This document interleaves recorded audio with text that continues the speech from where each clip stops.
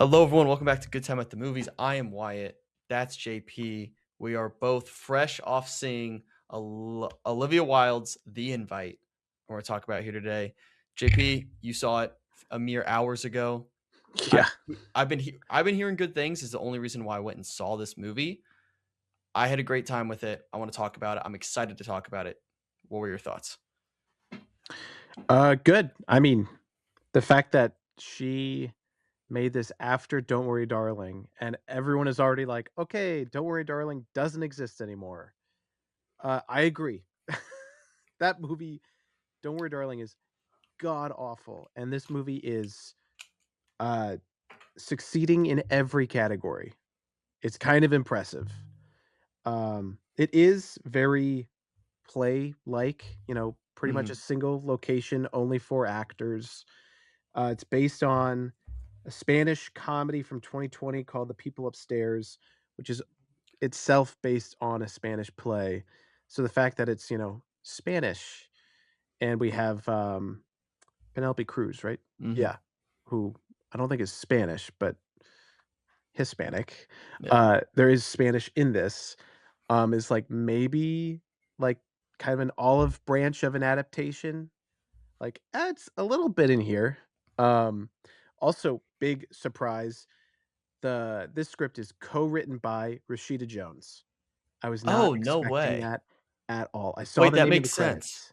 I Yeah. saw a clip of Olivia Wilde talking about it, and she was, like, talking about rehearsals for this, and she Oh, I mentioned bet. Rashida Jones, and I was like, "Wait a second.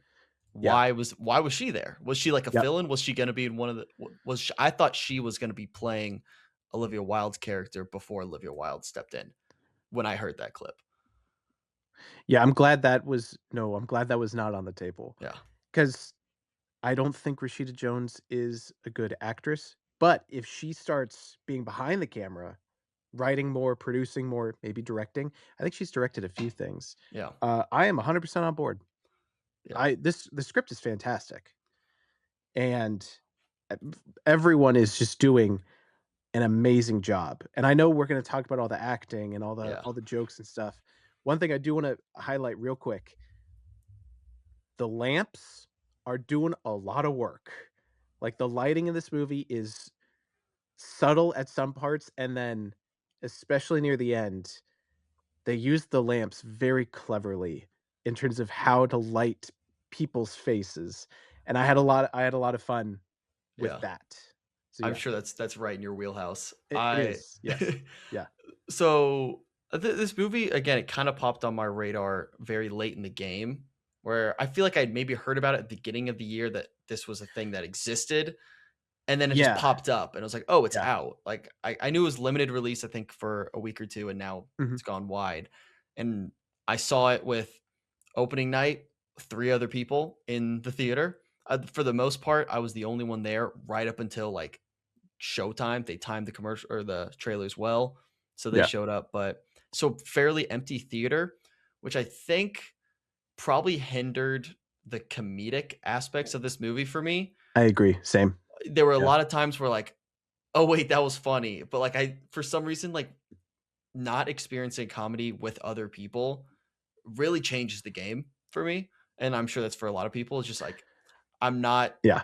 I'm not laughing out loud at these moments when I know, "Oh, this is good writing, that's funny." Like, I'm almost saying that's funny instead of laughing when I'm Yeah, by myself. I would recommend anyone to see this maybe, like, as late as possible or, like, try to Yeah. pick a busy, packed theater. It'll be way more fun. I heard there were people in, like, LA, I think, that they did, like, a closed caption screening so you could see all the subtitles. Very LA. Mhm. And people are saying, "I'm so glad they did that because we were laughing for so long, we couldn't hear some of the lines." Oh, wow. I heard that from people, and it's like, "Oh, that's crazy." I did not have that experience. Yeah, no, I was I in don't a know theater what of, like, part. 10 people, and there was some laughter. I feel like Yeah, I was the one laughing the most. yeah, There were some jokes that I'm like, "That's so funny," and no one else in my theater moved. I was like, "Come on, that's a good one." yeah. I wonder if people knew what they were walking into, 'cause I had that experience, or even the waitress I had Yeah. who she asked me like, "Wait, what's this movie about?" Because the poster out Yeah. front made it look like a horror movie, and I was like, "No, it's not a horror movie. I think it's like a just little dramedy." Yeah, So like, yeah. So and then I told that to her, and I was like, "Wait, am I wrong? Like, is this a horror movie?" what's that horror film on Netflix? The Invitation. Yes. Yeah, so The Invite, the title makes sense when you watch the movie. Yeah. Like, "Ah, I get it." Beforehand, in terms of the marketing, I agree. The trailer's fun. I like the editing of the trailer, very frenetic, but, like, there's not a lot of jokes in it. Hmm. All the stress and anxiety is in the trailer that's in the movie, but the big jokes are not in the Yeah. trailer at all. So I agree, it did not market itself as a comedy, but Hmm. also Seth Rogen's in it. Uh, Yeah. maybe they, like, thought that would be enough. Yeah. I don't know. And it's not like this is straight comedy by any means. Like, there is a real tonal shift in the last, Yes. like, I would say 15, Yeah. 20 minutes Yeah. after like Ed Norton, who I can't wait to talk about all these specific characters, but Ed Norton's character kind of just really takes a turn, Yeah. and then the whole movie just shifts to become something else in that last Yeah. 15 minutes, which I'm guessing if I had watched in a packed theater and I'm laughing a little bit more, I bet that shift impacts me even more if that was the case. It's still, you Yeah. could, I hate to say, like, you can hear a pin drop. It's like I could have heard a pin drop the entire movie in my theater. Yeah. But in that moment, there was a tension.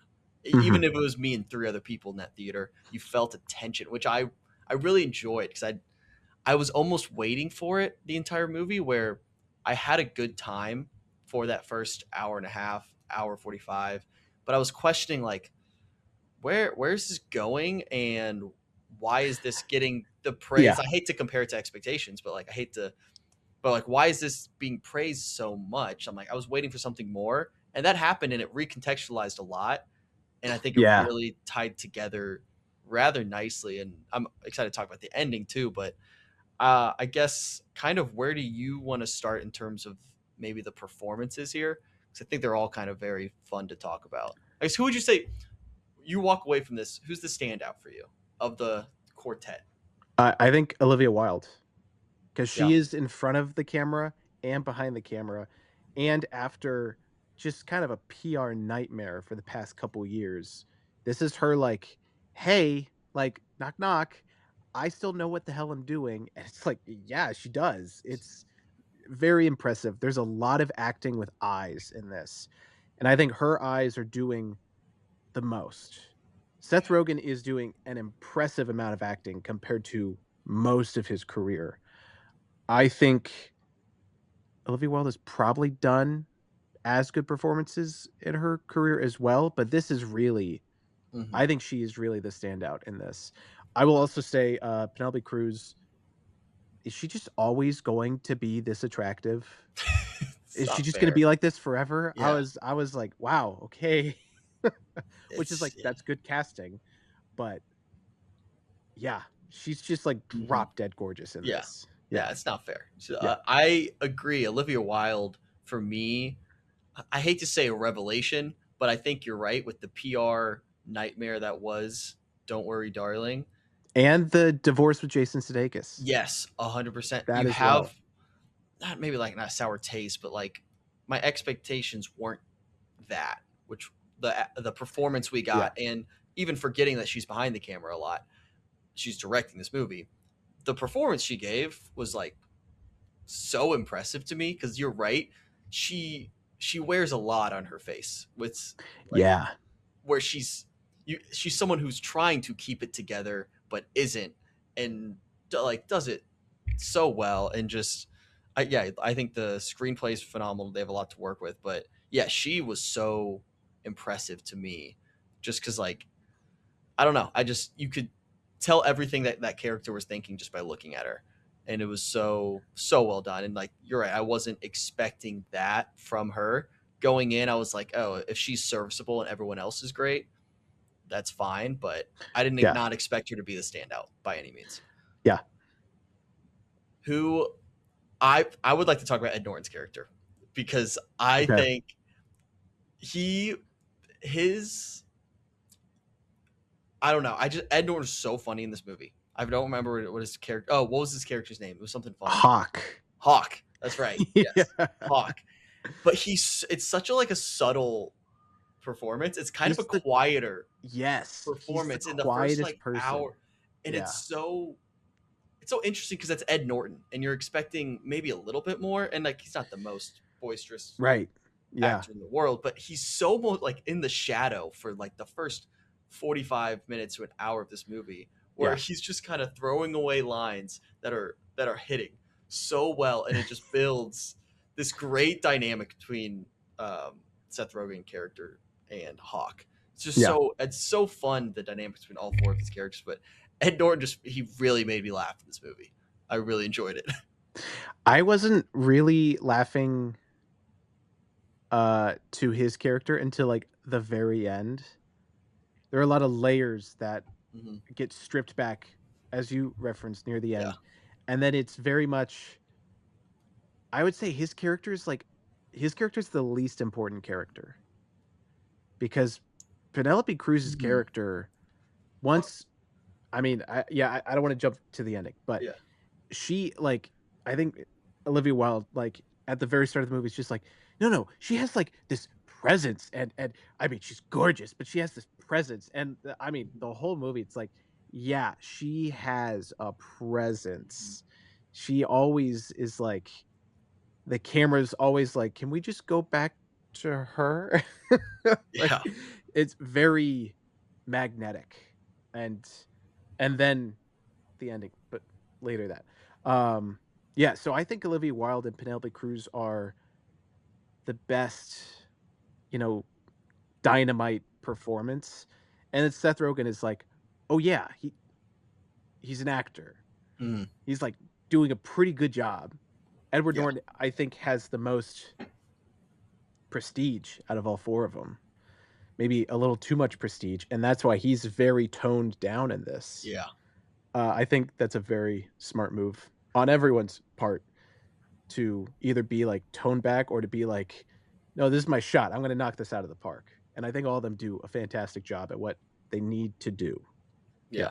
I tweeted out earlier today, like Seth Rogen post COVID, just like deciding to give a shit is awesome. You have the studio. He was great in the Fablemans. Again, I'll praise the Fablemans any chance Oh, I I can. forget he's in the He's Fablemans. great in Oh it. my gosh. Yeah.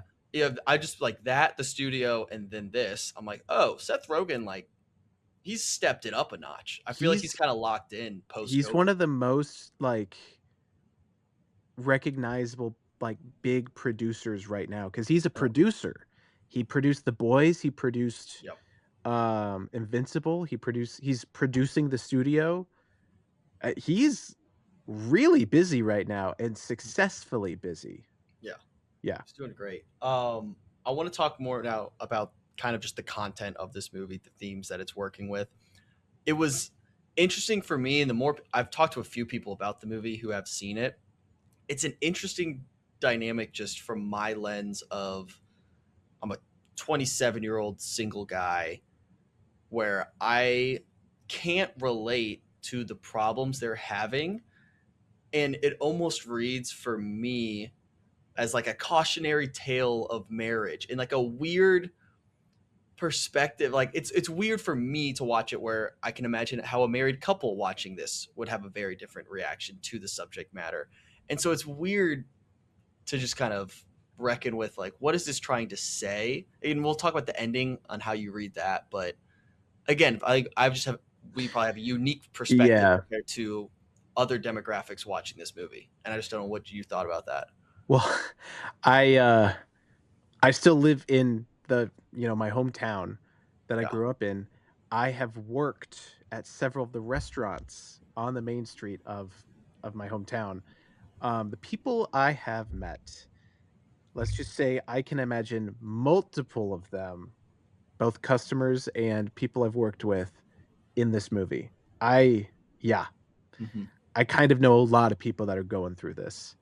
So it is very it's very interesting to kind of see how raw and also kind of like full of rage this movie kind of is in some parts. Yeah. It's very, like Hawk would say, you're very honest about it. I respect that. You Yeah. always say what your exact opinion of me.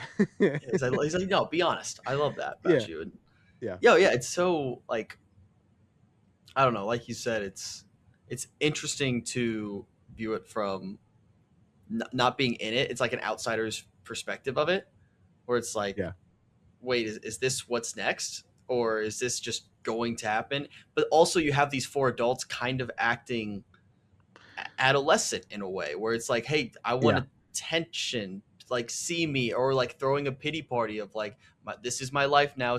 So it humanizes, like you don't know what it's like to be an adult until you're an adult. You don't know what it's like to be in that couple till you're there, and it's weird to kind of get a glimpse that feels very real, even Hmm. in a what you could maybe summarize as absurd context, even though, as you said, maybe not as absurd as you might think.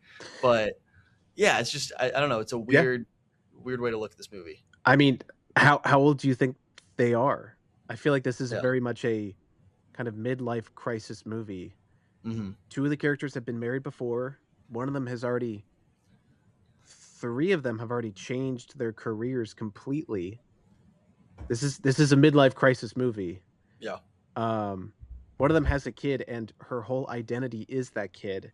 And so the fact that, oh, that means I only have 6 years left of this identity that I've put upon myself. Like Seth Rogen's like, she's graduating in 6 years. That's still a lot of time. And she's Yeah. like, I know, but it's gonna happen. Like, Yeah. it's very much that. Yeah, it's a I, midlife crisis movie, yeah. but I think it does it in, I don't want to say like, ooh, modern times. This Mhm. movie feels very like straight out of the 70s, especially aesthetically. Olivia Wilde Yeah. is very much doing that intentionally, very similar to Kramer versus Kramer, or even like Tootsie, in terms of how they structure the character web, and how, where you put the camera in the apartment, and how the arguments are happening in a city apartment. I'm sure better film nerds can list way more specific 70s and 80s, not like, not like screwballs, or but dramedies, Mhm. um that match this movie far better. But that I was getting those similar vibes of kind of being in this city, being in like a claustrophobic apartment, even though this one's like a double apartment. Um Which I could and not understand for the life of me, the like it's floor yeah, plan there's of this like, apartment. How are there it's like windows where they're this. seeing across? It's like a U. Yeah, It's like a horseshoe, and yeah, that's the okay. I was yeah. so confused because at one point they're like, "Oh, that they can see into our window," and I'm like, "Yeah, so can you. You can see into Yeah, your own window. Like yeah, technically, if he's yeah, watching you, spoiler alerts. If he is watching you be naked coming out of your shower, your husband can also see you through a window being naked yeah, coming out of your shower. So yeah, like the logistics of it threw me off for a little bit. I was trying to figure that one out. yeah. Lot of all the window shots are Hmm. fantastic because it's a window through a window, through a camera lens, so it's just like glass, glass, glass, and then through a projector, so glass. Hmm. It's very fun.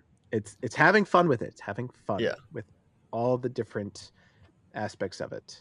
Yeah. Yeah. So let's talk more about the ending and kind of like you said, it has fun a lot into this movie, and then it kind of doesn't. And It it struck a weird chord with me this last 15 minutes yeah. where kind of Ed Norton's character opens up about why he's made this lifestyle change, losing his wife, and he's like this. He almost very cleanly explains, "Oh, this is why I am the way that I am," and like very bluntly and honestly, like that Yeah. makes sense. But like you can see Olivia Wilde's character has an awesome shot reacting to this monologue of just like you see her like seeing how someone got there instead of just Yeah. judgment. The judgment goes out the window and it's more like empathy.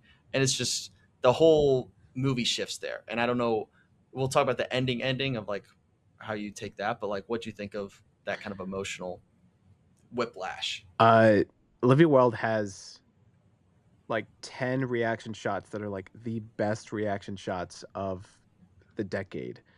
Half the movie is just her looking at Seth Rogen like, "Are you kidding me? Why the hell did you just say that?" Mhm. Um, I think that's like a vulnerable moment for that character, Edward Norton's like monologue.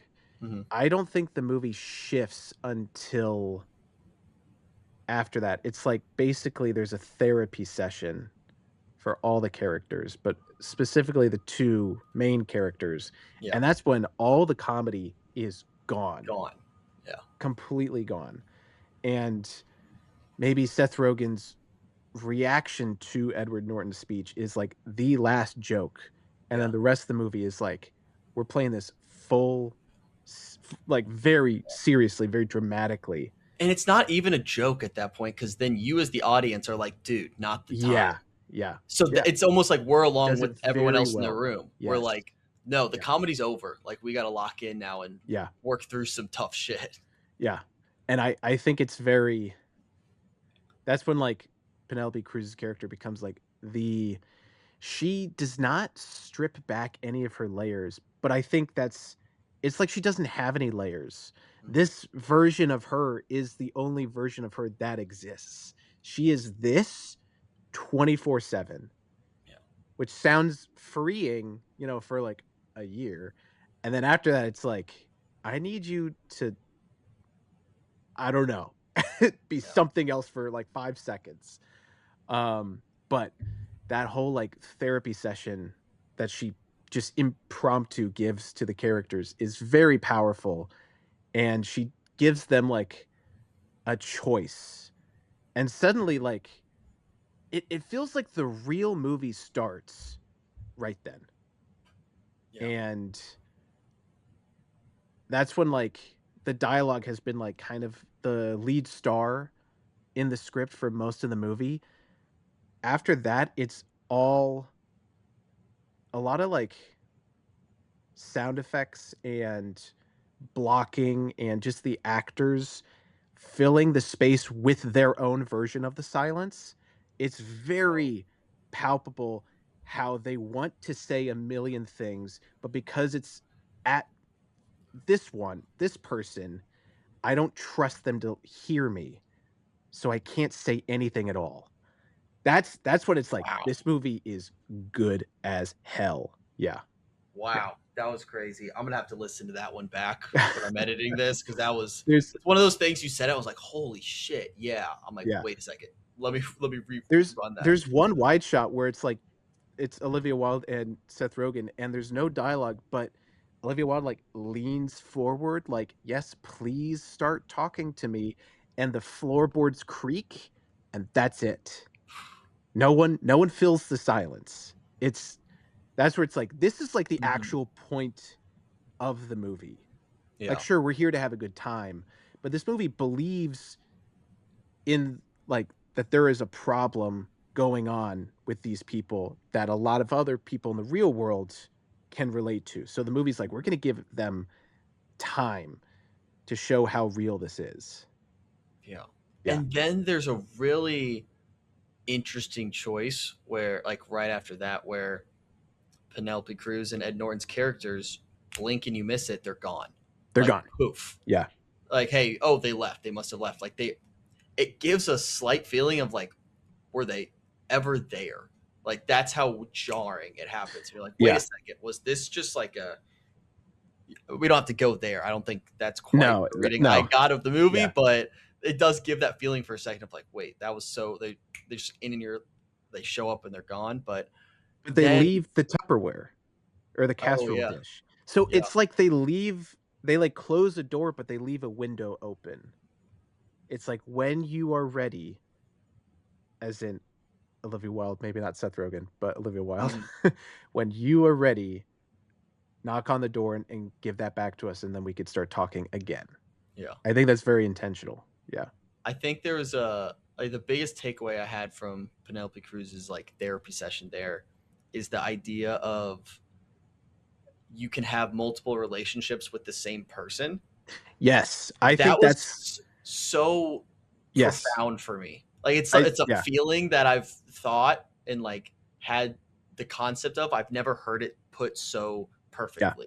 And yeah. it's so easy. As soon as you hear it, you're like, yes, I know what that means.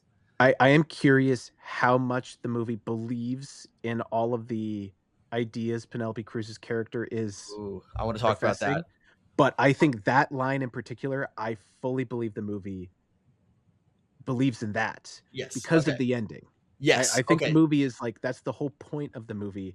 That is what it is trying to give to us. Yeah, Okay. I don't know if I yeah, feel smarter or dumber that we have a very similar reading on the ending of this, because that's exactly how I saw the ending of yeah. this. Well, Of like they I break up yes, and then they can start a new relationship with the yeah, same person, yeah. bookend from the beginning of the movie. Now that I'm saying it out loud, I'm like, oh yeah, duh, that's what I was trying Well, to say. But screenplays are not supposed to be subtle. They are supposed to be very direct, and then everything else fills in the ambiguity, the lighting, the acting, the music. Well, most of the time the music is also pretty direct. yeah, The music in this is awesome. I had a great time with the yeah, music. oh yeah, so good. Yeah. That's an interesting thing you just said about. So the screenplay is supposed to be like pretty matter of fact, like this is Yes. what's Yeah. happening. Yeah. Interesting, because I wonder how they pull off some of those movies that feel like they have a very ambiguous ending of like you can read in this multiple times. But you're right, you have to have one version of like this is it, and Yeah. then So it gives like birth to other ideas. the problem is the directness is on the like the theme and the messaging, the whole ambiguous ending, that's more like plot. And there are a lot of like film people that are like, plot does not fucking matter. So, take Inception. It's not the fact that the kids are real, it's the fact that he is accepting this as his future. He's done running away, he's back home. Hmm. So that's the difference. So all the people are like, "Oh, are the kids real?" It's like it doesn't really matter because Matter. he is saying the kids are real. If Yeah, they're not, and he's living a lie, yeah, that he that is his new reality. Yeah. yeah. And now I'm just gonna start thinking about Tenet a little bit too much, but I'm not gonna go there. I may rewatch that tonight. By the way, I was thinking about it. Um, anyways, The overall with this subtitles. movie, Yeah. where do you think it stands amongst the other big hits this year, and then where do you think it stands maybe looking ahead towards award season? I think award season it'll be featured. I say that. I hope it does well. Yeah, Cuz I'm thinking like sometimes, a Sinners or something makes its way to the awards because it does so well and it has a grassroots movement. So Obsession might be nominated a lot. Who knows? yeah, I hope this will get screenplay nods and some acting because, like, holy cow. I think it's locked in for screenplay. I want to say it might be adapted though, which is a lot harder. yeah. We'll see.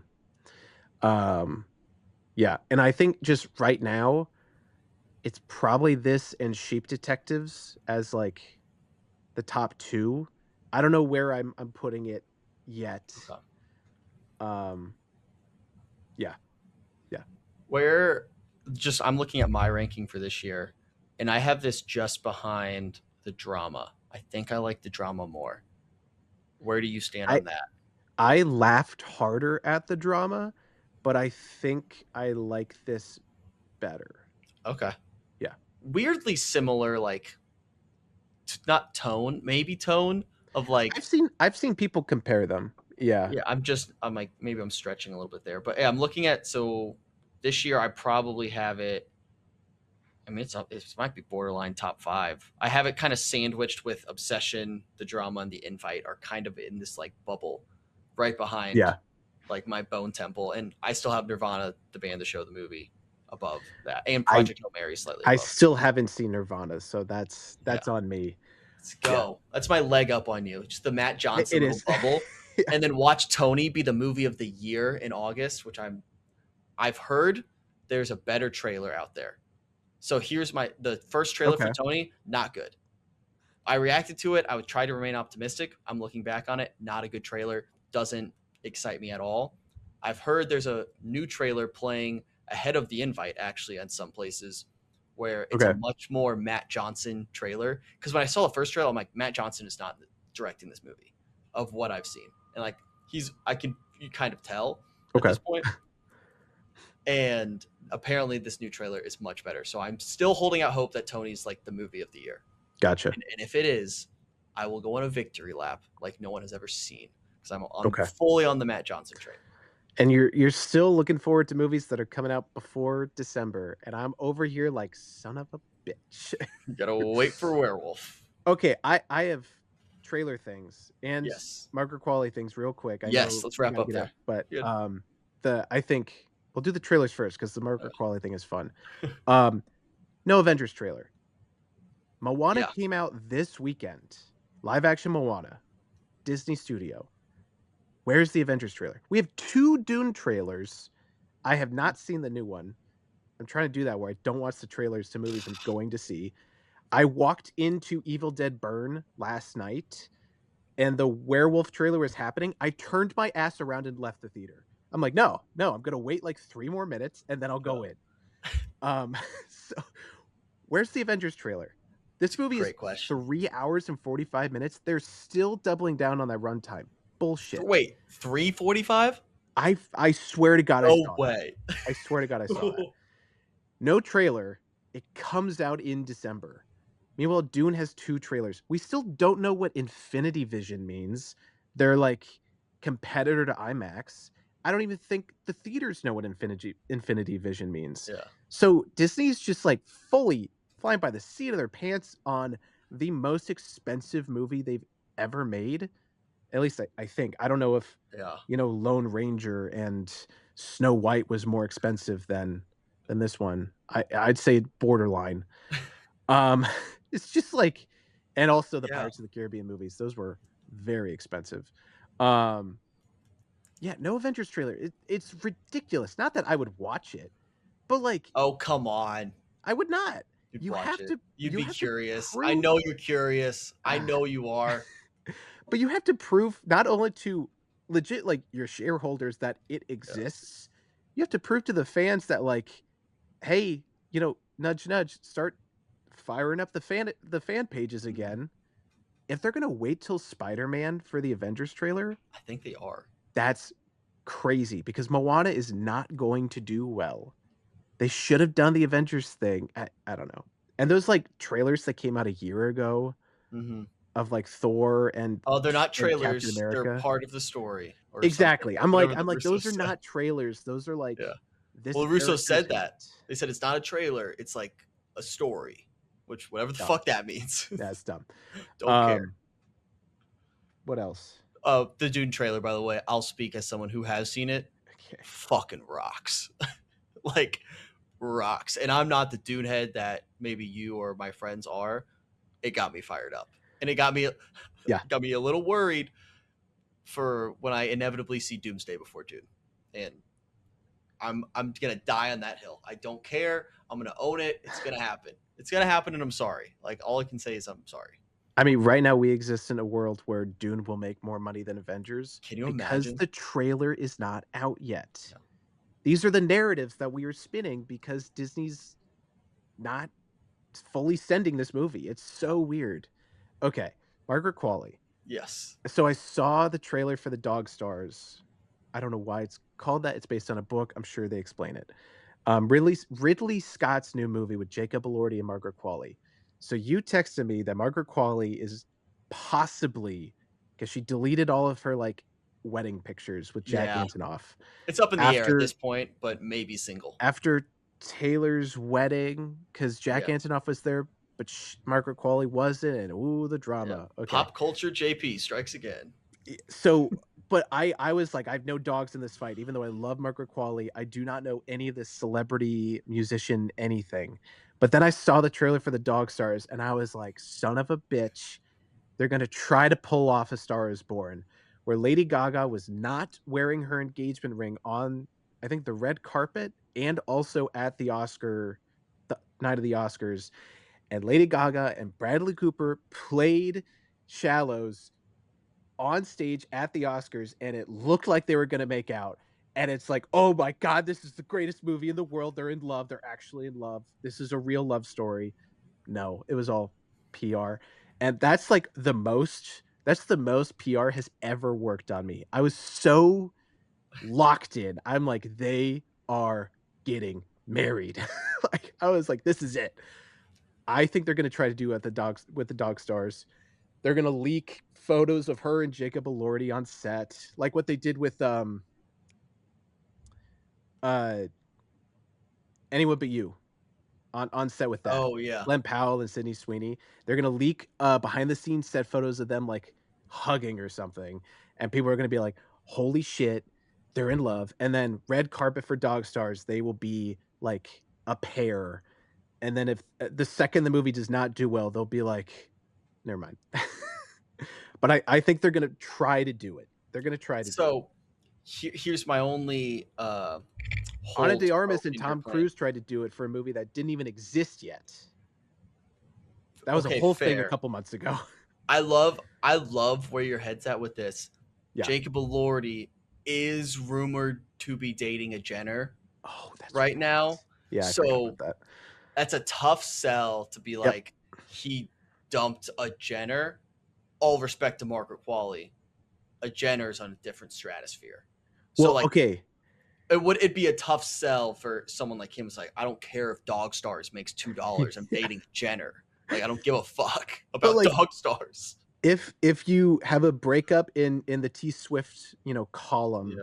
and you have a breakup in the Kardashian column, and it's like, "What does this mean?" And it's Ridley Scott's new movie, Dog Stars. Dog Stars. And you watch the trailer, it's like, "Is this a zombie movie?" And you look it up, and it's like, "It's not a zombie movie." If Dog Stars makes like what's a high end for Dog Stars? What do we think? Well, it's a rated R, like, Yeah. post-apocalypse, uh, 500. If it makes, like, 500. If it makes 500, you should get half of that. Yeah. Like you like for even pointing this out. Yeah, for calling it out. Because I'm sure 100%. the budget is like 60 or 75, and then 2.5 times that is, oh, let's say 350. If it makes Okay. 350, Okay. not 500. I don't think it's approaching half a bill, considering this is the only thing I've heard about it. But who knows? Ridley Scott, Who man. knows sometimes? Who Yeah. knows? You Yeah. never know. But all right, we'll wrap up there. Thanks everyone for listening. Those are our thoughts on The Invite. We will be back next week. We have JP, The Odyssey. I'm seeing it Tuesday. So This Tuesday? no, The like I'm Tuesday seeing it the after. Tuesday after the week it comes out. 70 Okay. millimeter IMAX. Those are You're the right. best tickets I could get. Hey, no one's Yeah. gonna blame you for seeing it the right way. I'll just Yeah. spoil it for you. I'll spoil the Oh, Odyssey that's been great. out for. Yeah, the Odyssey. Yeah. Yeah. That's why I keep telling my friends, like, I'm seeing it before them. I'm seeing it opening night. Dude, I'm gonna spoil the shit out of the Odyssey. They're Yeah. like, don't do it, don't do it. I'm like, it's the Odyssey, dude. I can't. But whatever. All right, so that'll probably be our next episode. So stay tuned. Make sure you're subscribed, and see you then.